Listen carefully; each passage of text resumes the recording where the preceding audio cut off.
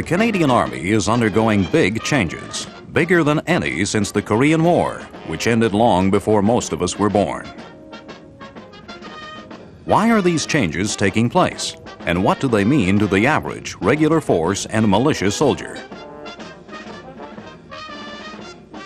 We've asked Army commanders to answer these and other questions on your behalf and throw some light on the process of adjustment which we're all going through in the post-Cold War age.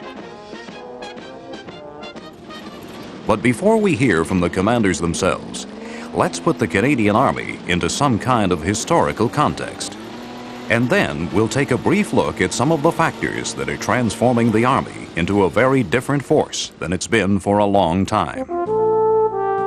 From the earliest times in Canadian history, first under French rule and subsequently British administration, Canadian volunteers, known as militia, were always relied upon to augment garrisoned regulars in times of tension, insurgency, and war. A small permanent force cadre of professional soldiers was formed in 1871. This was the foundation of the Canadian Army. For virtually all succeeding operations, including those in the First and Second World Wars, our much larger reserve forces were called up and trained within the permanent force infrastructure for every task that arose. Things changed with the Korean War, however. The policy shifted so that regular troops were used to meet offshore and NATO commitments. It was at this time that the decline of the militia began. Attention focused more and more on forces in being.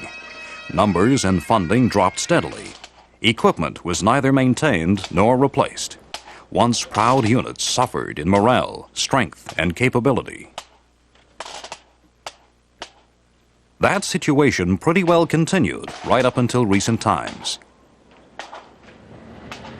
In 1991, the birth of a new world order was announced, maybe a little prematurely.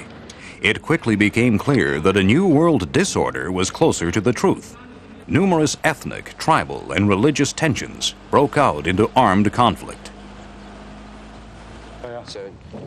Get in a bit of a hurry. Current intelligence assessments reveal more than 400 identified flashpoints around the world right now. Already, 50,000 UN peacekeepers are deployed, nearly 10% of them Canadian. Little wonder that the current global situation has been called the violent peace. In September 1991, the government conducted a defense policy review in response to changes in the international balance of power, especially the collapse of the Warsaw Pact. One of the chief results of this was that the Minister of National Defense recommitted the Canadian forces, and the Army in particular, to total force. In fact, as a concept, it had been adopted as far back as 1971.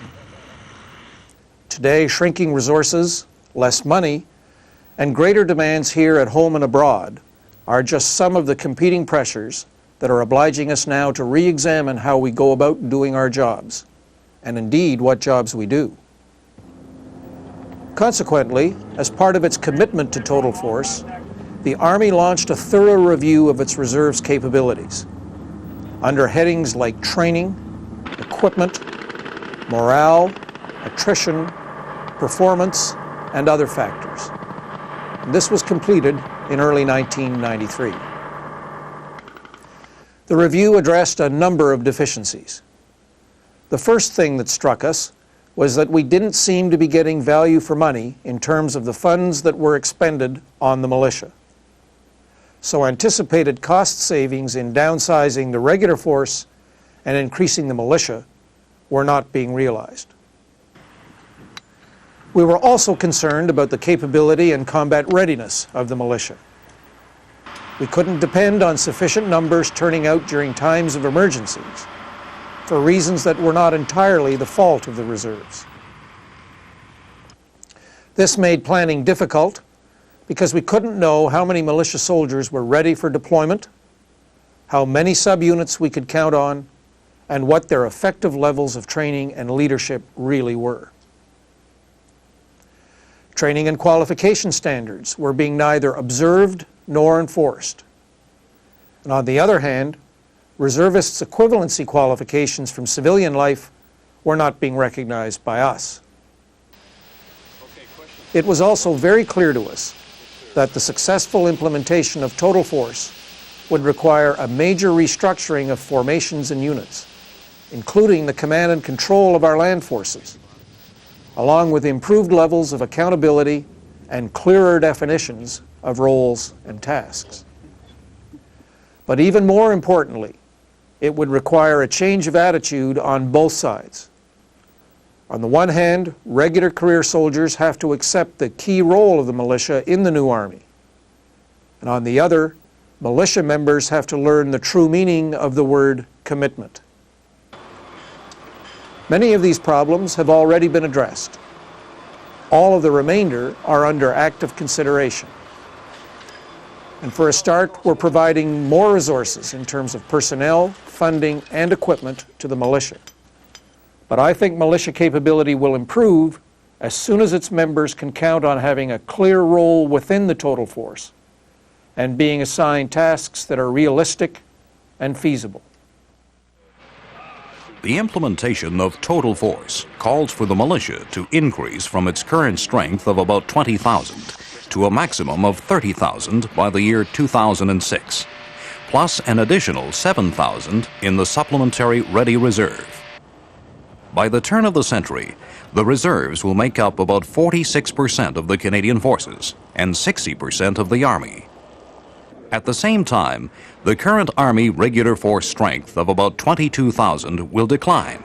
This will be done mainly through attrition. Although the Special Force Reduction Plan will accelerate the process in some areas that are seriously overborne. As far as the Army is concerned, total force is defined as an organization composed of two mutually supportive and complementary components, employing full and part-time soldiers, which together form one integral operational army during emergencies and wartime. This is it in a nutshell. The small, highly trained Canadian Army is moving from a high-readiness army oriented towards Europe to one based on a general-purpose capability with a substantial and increasing reserve component.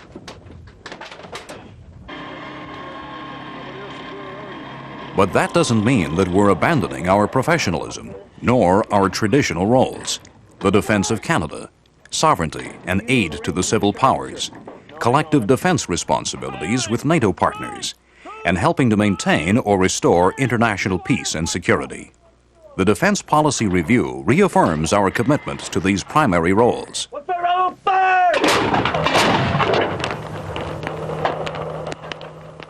The process of restructuring the Army in response to the evolution of the Canadian military needs is well underway. First, the Army chain of command has been realigned along geographical lines, and greater authority has been delegated to area headquarters. This means that both regulars and reserves have been integrated into one single chain of command. So, command and control have been consolidated, simplified, and streamlined throughout the Canadian Total Force Army. Land Force Command Headquarters in Saint-Hubert will concentrate on policy, planning, and doctrine. It will have far less to do with the day-to-day running of the Army than it did in former times. That has been delegated to 4 subordinate regional commanders, one of whom is myself. These subordinate commands consist of 4 land force areas, 1 division headquarters, and the Canadian Land Force Command and Staff College. And of course, an important part of the Army staff continues to work from National Defense Headquarters in Ottawa. What's expected of 1 Canadian division headquartered in Kingston, for example? The role of 1 division has changed to meet the requirements of our new commitments. The headquarters has been reduced in size and re-rolled from an exclusive commitment to NATO to being responsible for contingency planning and operations, whether at home or abroad. The division can be assigned to command and control any and all land forces. It can support either NATO or UN operations, territorial defense operations, or continental defense in concert with our United States ally. It also has the ability to conduct operations right across land force area boundaries, organize training at the divisional level for our 3 brigade groups, and establish a field deployable headquarters in support of area commanders. It can also provide a joint HQ that can be deployed overseas.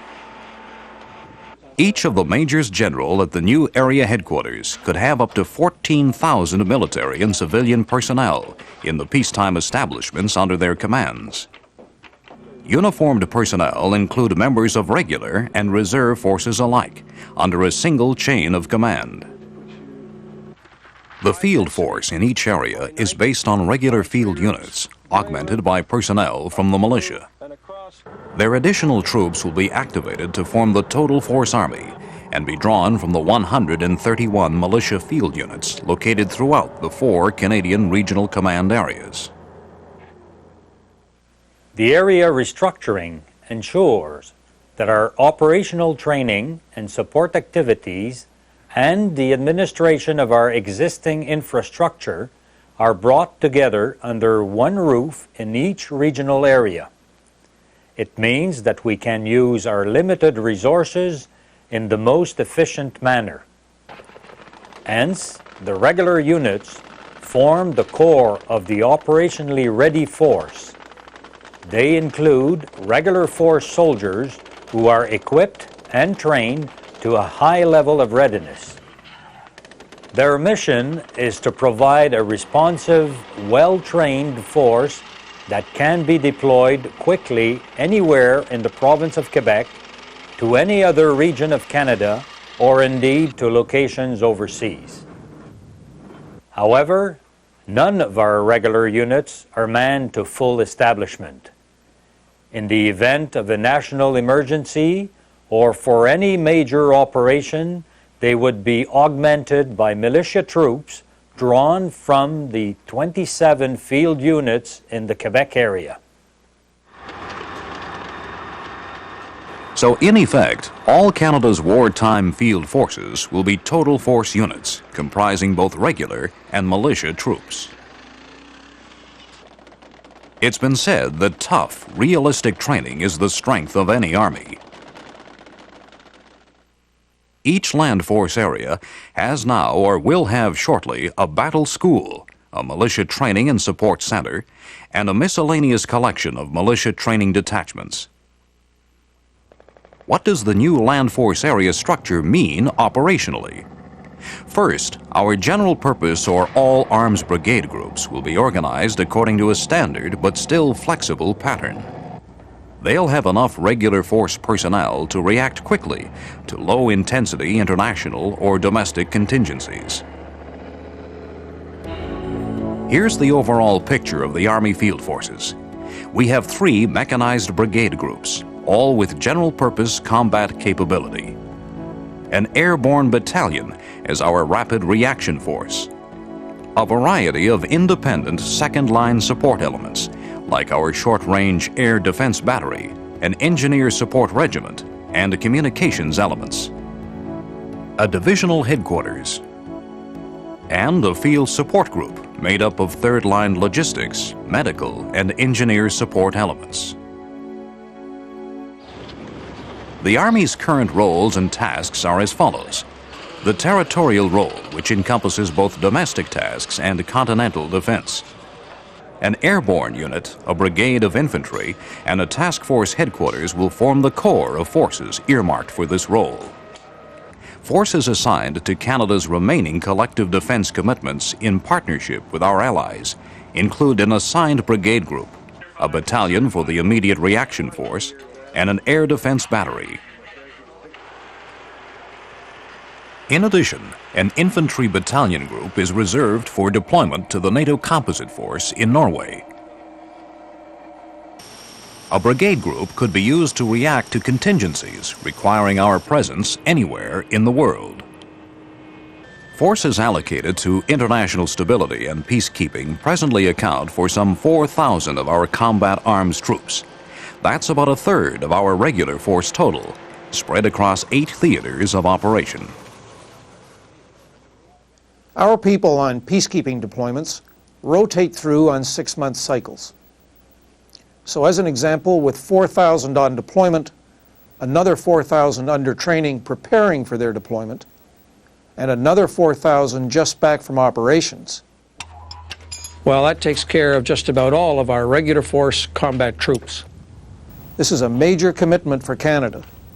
It has a serious impact on our ability to train for and sustain overseas operations.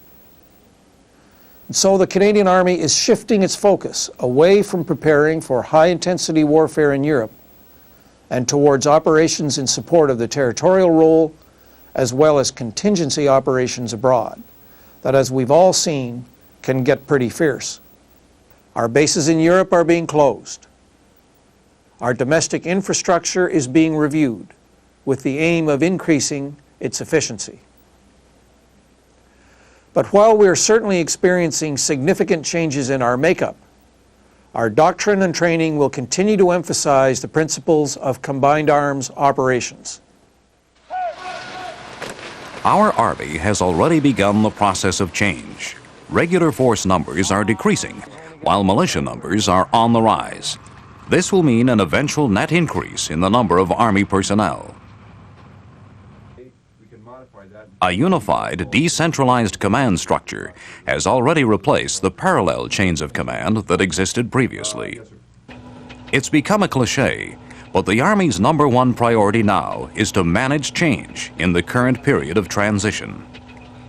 Mechanisms are in place to control the pace of change, and our people will continue to receive the equipment, training, and support they need to do their jobs as members of the Total Force Army. The Army realizes that its strength is in its soldiers, and with them we simply cannot break faith. So we're going to concentrate on 2 things: fine-tuning our decentralized command structure and training, tough, realistic training. It's the most important thing we, or indeed any army, can do in peacetime. From Korea through dozens of peacekeeping and observer missions to the Persian Gulf, the Balkans, and the Horn of Africa, the Canadian soldier has shown that there's none better in terms of combat readiness, capability, professionalism, and just sheer ability to get down to the job at hand. And with the proper training, equipment, and motivation, this tradition will continue in the Total Force Army. We have to be ready. After 40 years, the West prevailed in the Cold War. But nations, like nature, abhor a vacuum. And now a slew of flashpoints illuminate our violent peace.